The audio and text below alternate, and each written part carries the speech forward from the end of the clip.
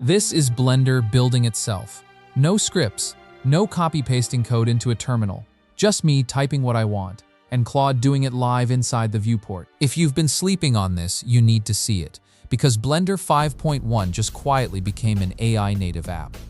What's up? Welcome back to the channel. If you're new here, this is where I cover the free tools and add-ons that actually save you time in Blender. No fluff. And right now, the biggest thing blowing up in the Blender community isn't a new modifier or a shading trick. It's AI agents living directly inside your viewport. So today I'm breaking down what this Blender MCP setup actually is, what it can really do, where it falls apart, and whether it's worth your time in 2026.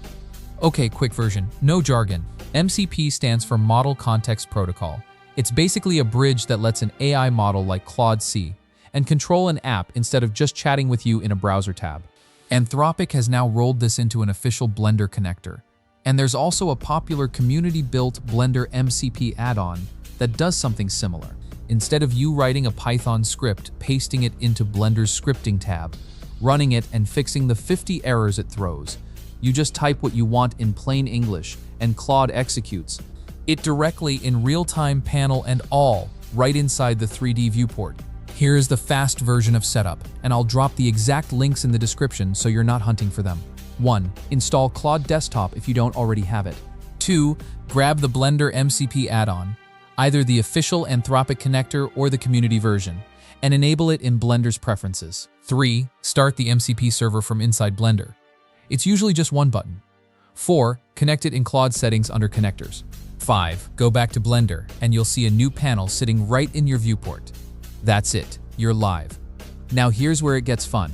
People are using this for things like generating entire geometry node setups from a text description instead of building them node by node, auto-baking normal and AO maps, batch renaming, and organizing messy scene hierarchies, building procedural props and environments from one prompt, and even writing custom add-ons on the fly, batch tools, light placers, that kind of thing.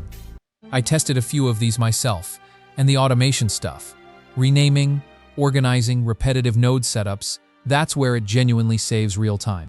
It's less replace the artist and more replace the boring 20% of the job. But let's be real for a second, because a lot of videos on this topic oversell it. If you give it a vague prompt, you get a generic, kind of ugly result. Same problem as every AI tool.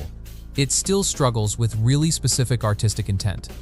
Topology can get messy on anything complex, and it works best when you already know Blender and are using it to skip repetitive steps, not to replace learning the software.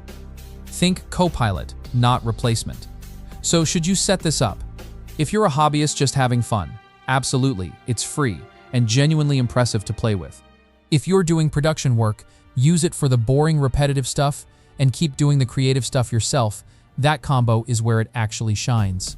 That's the real breakdown of Claude inside Blender 5.1. What it is, how to set it up, and where it's genuinely useful versus overhyped. All the links are down in the description. If you want me to do a full deep dive testing it against real production tasks, drop a comment and I'll make that happen. Subscribe if you're into free tools that actually save you time, and I'll see you in the next one.